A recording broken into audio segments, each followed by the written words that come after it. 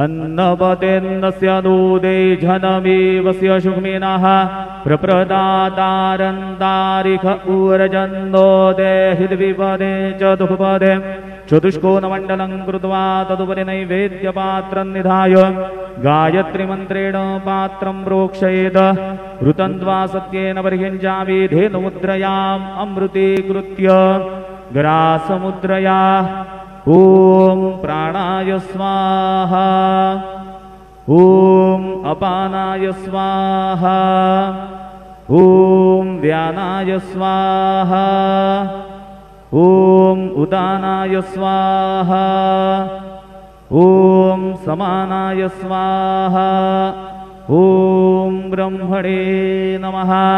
नैवेद्यमध्ये पानीयं समर्पयामि पुनर्नैवेद्यं निवेदयामि।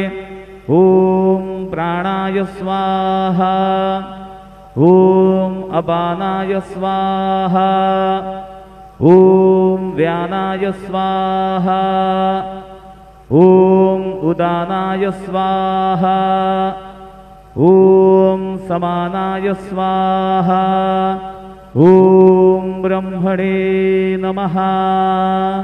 नैवेद्यं समर्पयामि हस्तप्रक्षालनं समर्पयामि मुखप्रक्षालनं समर्पयामि।